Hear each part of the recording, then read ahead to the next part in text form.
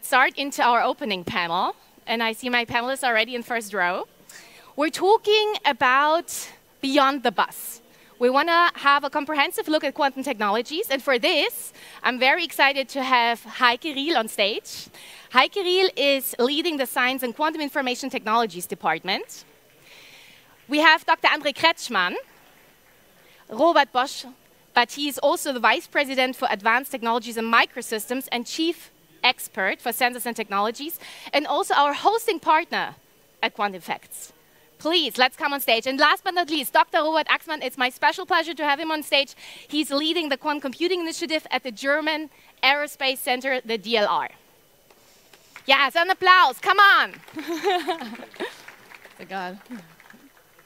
So let's see. I hope that your mic is working, otherwise we'll have Harry. So, quantum technologies. Simply explained. I don't know if that's possible. If somebody can explain it, Heike, then it's you. Oh, I guess there are many people who can explain it. But I think, as we know, quantum technologies is kind of difficult, right? If we look at the depths of the physics of quantum physics. But on the other hand, if we look at what these quantum effects can do, then it's easier to understand. So why is it difficult to understand? Because quantum physics is not something we experience on a daily basis. It's not part of our macroscopic world, but more of the microscopic world. And therefore, the classical physics is very easy to understand, right? We have Newton's law, the apple is falling down, and we understand that all. But in quantum physics, there are strange phenomena, like superposition, like entanglement. And these type of effects we want to utilize in quantum technologies. And there is quantum computing. You all have heard, I'm sure, that we use qubits instead of bits. And the difference is that you have the qubit can be a 1 and a 0 at the same time. And only when you measure, then you know with a certain probability what you measure, what you get. And on the other hand, the potential is that the quantum computing technology can scales in performance completely different than classical computers. And this allows you then to solve problems which cannot be solved with classical computers. And then on the other hand, there are quantum sensors. And for quantum sensors, again, also here quantum physics is used. And why? Because we want to have more sensitive sensors than we have today to be able to measure things and effects which we cannot detect today. And then we have quantum communication. I think that's also a nice example, because when we communicate classically, then someone can listen in, right? And we cannot measure. But in quantum communication, by again using entanglement, then we realize if someone listens in, and you can have a secure communication. So these are the interesting applications for quantum technologies. And I'm curious, if I look into the audience right now, just a quick hand so we know a little bit what you're interested in. Quantum communications, quantum cybersecurity. Who is in the field or who is interested in that one? One, thank you. What about quantum sensing? Quantum sensing, Andre, there you go. Okay, and then the computing part? Yes, okay, beautiful, beautiful. Actually, I brought you something. I don't know if we have some film enthusiasts here, but I realized that there's a lot of quantum computing, quantum technology coming from the science fiction into the Hollywood blockbuster. So you all might know Star Trek and the tricorder, where Captain Spock had the patient and was looking with super sensor technology what the patient has. And today we have the quantum computer in the Mission Impossible. We have it in the Heart of Stone, the feature in the heart where the quantum computer is exponentially speeding up computing power for an AI. These are all things that are very like fiction, but it's already here in reality. So I was wondering to that panel, what is the hype? And what do we actually going to see? And I mean, Robert, maybe you want to start. Yeah, I think it's necessary to have those stories, to have those movies, to tell a little bit the hype, because we need, in the future, continuity into quantum computing sensing. It takes quite a while until we develop those technologies, and usually movies show us potential possibilities already now. and it's necessary to have this hype and to overestimate a little bit those technologies, to go on with the development and to have the decades of development also financed and the people motivated to go into the subjects. I think that's very important. So there's a lot of hype, of course, but there's, of course, a certain amount of reality coming up soon within, let me say, the next decade, the upcoming decade. Next decade, yeah. Okay, nice. But I want to know, do we get the tricoder? Andre, come on. Sorry, I think we need a little bit. Oh, do you guys hear us? Volume. Maybe, yeah. Let's have the volume up a little bit.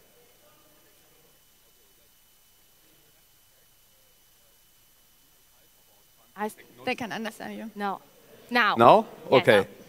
So that's a fact. There has been a real hype about quantum technologies, especially of quantum computers, for a few years now. In fact, the results of basic research show immense potential.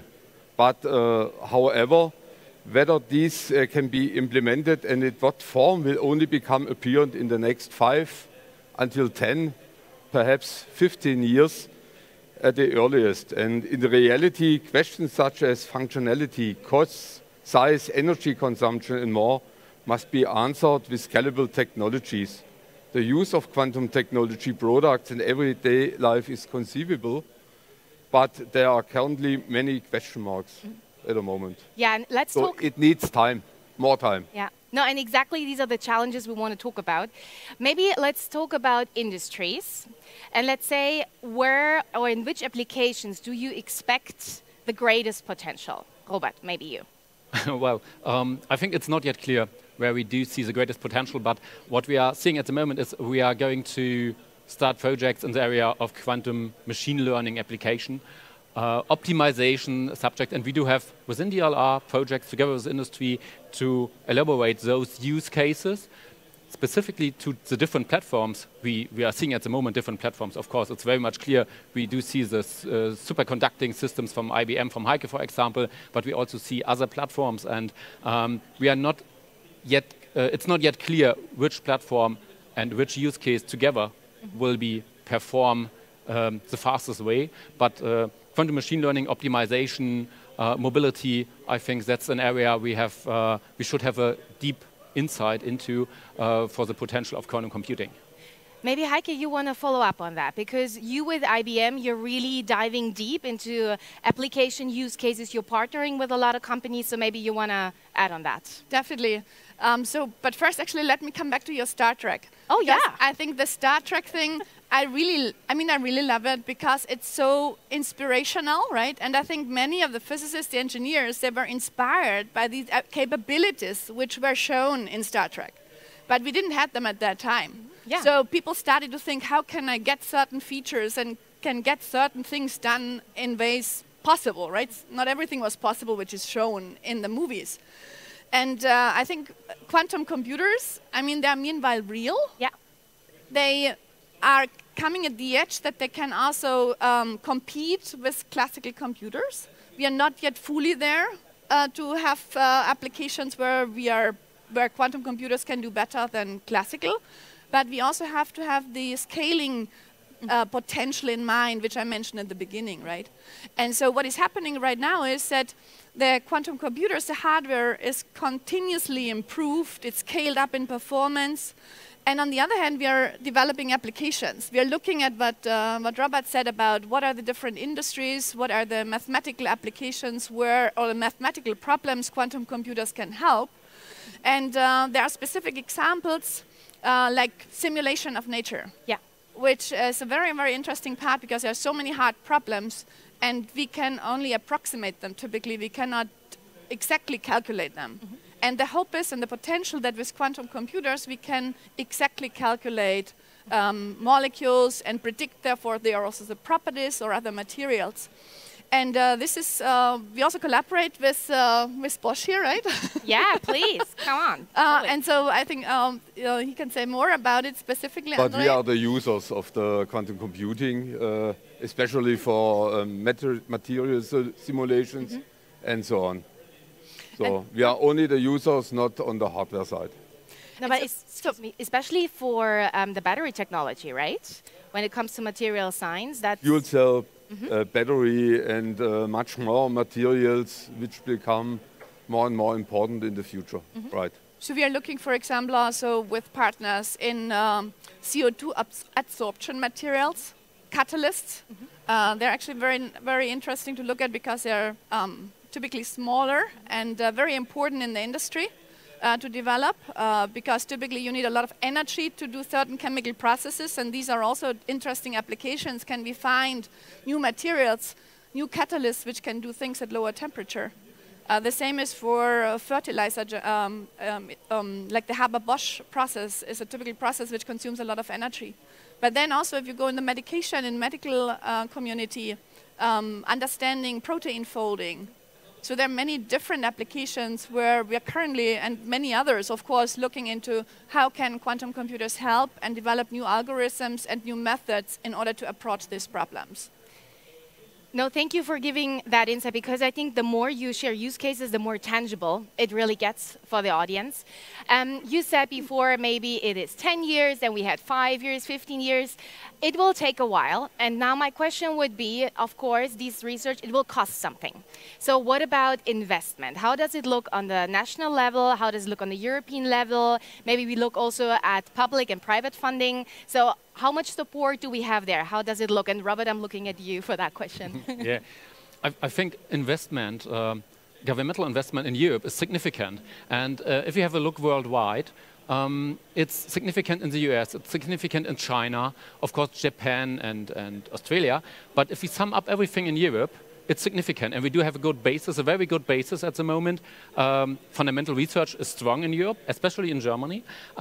What we need for the future is, I mentioned it already, continuity after 26, 27, a continuous investment. I think Anwe will agree upon me. It's not just for quantum computing, what we started now. It's also for sensing. It takes 5 years, 10 years to continuously go into the market, to foster startup foundation, to enable VC investment into those companies. That's very much important. So it's not that bad, but we should speed up in the latter stages of the startup growing phase. I think that's my view on the market.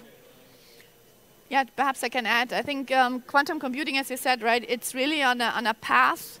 It's a starting new area of computing. When you look at the semiconductor industry, which has started like in the 60s and has progressed over the many years in ways we could not imagine.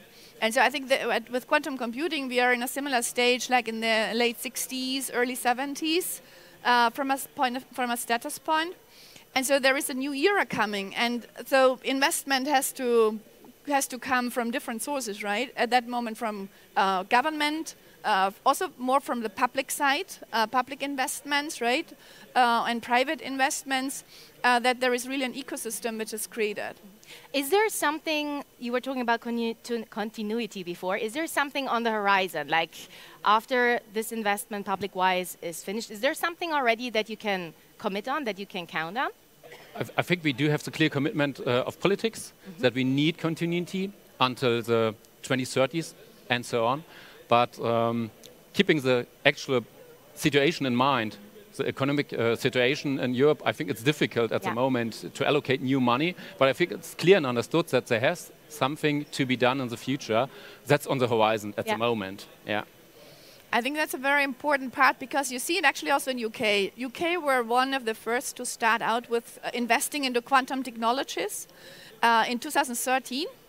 And they are now on their second 10-year plan. And you know, they had proposals and they're currently deciding. And so I think the investment has to continue because otherwise all the investment which has been done will not become effective, right? So that's very, very important, I think, for the European ecosystem that there is a path forward. Yeah. Yeah, we now see a starting ecosystem, at least for quantum computing, with several startups also located in Germany. They are somewhere between the foundation of the startup and the phase A something development. And I think we need to go on with this to have additional contracts in the upcoming years. And also we have to think about which technologies are worth to be focused on. We do have several platforms at the moment. We have the superconducting systems with IBM, for example, 400-something qubits. Intel showed up the last days the spin qubit system of 12 qubits, I think. So we have a variety of different platforms, and we need to focus, I think, at least on 2 or 3 platforms in the upcoming future where we see that the technology scales up really towards use cases. So you also think there will be some kind of consolidation? Of course, yes, it must be, because we cannot afford the amounts of money we invested in the last years into quantum technology. And we not only have to focus, we need progress and success in technology and products. So we have to show a perspective for the future, and then we will have the funding also in the future. I mean, that's one point why we also started very early to build up and establish a roadmap of what is the hardware we want to develop, and also concentrate on one technology, right? Because if you would kind of split your investment into too many technologies, then you cannot make a lot of progress in one. So you have to pick right and then also invest in the right. And the roadmap also helps to focus the entire kind of team or organization on what is needed. Because you can do many different things, right? But the question is, do you focus on the right thing to develop? And then, of course, it helps also the ecosystem to understand what is coming out at which time, and also contribute then to the ecosystem, and also for the people, for the applications, right? That you know at which time do I have which quality and which scale of the quantum computer, and also what type of software features. Because in the end, it's also about making the use of quantum computers very easy. Yeah. So, talking about investment, now we were talking money, let's talk about humans, also part of that investment, and then we have the workforce of the future. So right now you said quantum computers are very tricky to operate, maybe that will change in the future, but also when it comes to different technologies, we'll need people with a different background. So what is your assessment? Do we have the right guidelines to bring these people in, or what do we need to do? Robert, maybe? Well, what we at DLR did, we developed our own program, Quantum Fellowship Program, where we do educate PhD candidates together with industrial or academic partners, at least to have a certain workforce ready within the next 3 to 4 years. Okay. I think it's very important to have the people now starting to use quantum computers, and the optimal profile for me would be someone between physics and informatics, and sometimes also engineering. So it's not yet a very clear developed profile of quantum computing experts. We need to do a lot more to have the people and the workforce in the upcoming years for all the systems we develop now and the application and use cases now. So a very clear statement from my side. No, we don't have enough qualified young talents. We need them very early, and a lot is happening today with individual further training, so as you mentioned. But in order to secure our future here, universities, industry and politics must work together with targeted and effective programs in future. And not only in future, yet we have to do. So I think it's a very important point, because I mean, when we brought 7 years ago the first quantum computer into the cloud, then it was clear for us we have to provide also information material, right? What is a quantum computer? What can you do with it in a very simplified manner, but still correct? And also develop like outreach and education programs. And that's going on. But on the other hand, we are also developing the quantum computers in a way that in the end computer scientists can use them, or the engineer who is an expert in mechanical engineering needs to design something, or the chemical engineer who wants to design a new molecule, that in the end you can just have a plug-in and you don't even know whether a quantum computer is solving your problem or not. We are not yet there. Again, I see it a bit as an analogy to the late 60s, 70s, because at that time you also had to program your transistor by yourself. But we are really working on this abstraction. And today, if you know Python, you can get started. I was once at a summer school, and a girl raised their hand and said, with quantum physics, quantum technology being still a little bit like spooky, is it worth my time and getting engaged in the topic? Yes. Thank you. Very clear yes, and in particular for the female. No, absolutely. Is there something where you say, like, you were talking about special fellowships? Is there something that you say at the universities right now, you already see quantum physics, quantum security, like any focus really involved in the program? Yes. Is Yes. that already? I mean, there are a couple of good, really very good examples which have been established over the last years. So, for example, at the ETH, they have a quantum engineering program which attracts a lot of students, really a lot of students. And so there are more universities starting to get into this. And of course, also here locally, Fraunhofer, they have programs also to educate people who are already in the workforce, but also help to educate students. I have a little, like, one more, like, provocative question, especially for the two of you. So with quantum technology, that is something that's coming in now. It's deep technology, and my background is in automotive, and I saw years back how Tesla was rolling up the field and giving us a really hard time. So I have the question. Now we have another, like, new player with quantum technology. We have a lot of startups there. Can established players like IBM, like Bosch, can they innovate in the company, or are the startups making the pace? So I personally think that we currently do that. No, of course. Right, because if we look at our roadmap, we are the first who brought the 100-qubit barrier. This year, we want to demonstrate a 1,000-qubit chip. We are working on the full stack. And I think for developing a completely new computer, you really need to think about the qubit itself, the processor, the electronics, the control, the whole system, the cryo system, the software, the abstraction, the compiler. And that's actually, I think it's pretty hard to do for a small startup everything. So I think the advantage which I see from our side is that we have, from our C systems, from our servers, which we built classically, we have a lot of knowledge of how to build those systems, and that comes in very handy. Yeah, we can innovate, that's clear. We have a lot of competences transferred from sensors, from MEMS sensors to quantum sensors. So this has a lot of advantages, but big companies are not so fast. That's the reason why we founded an internally startup. So that's our way to get more speed, to have the flexibility, and we hope so, to come to the market very faster than as a big company. Now, I think I will have Dr. Katrin Kobe on stage today as well. And I'm really curious also with that conversation. And I think it's always interesting how big companies are innovating in itself. So maybe as a last question. We had, like, just recently, ChatGPT, the revolution of AI, and everyone was, like, shocked. Oh my God, there's a new technology. With quantum, we see it. There's a lot of engagement. There's a lot of investment.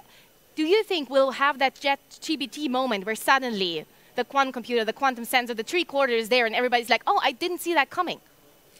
I mean, so ChatGPT, if we go into machine learning and AI, it's not something new, right? It has been evolved in the 56 or something, like in the 50s. The term was coined and a lot of work was done. But the problem was the compute power was not there to make these big, these big things. And of course, the data was not there. And now a lot of algorithm development also has happened, which made then probably to the public this kind of aha moment. And this application, because now it can be applied in many different areas. And I have recently talked to a graphic designer. Actually, she uses ChatGPT on a daily basis. Yeah, and he feeds in her own style and gets more options out in a faster time. So there are many applications. I think for quantum computing, there will be also this kind of moment when there is an application which is not possible by a classical computer and provides a lot of value into the industry.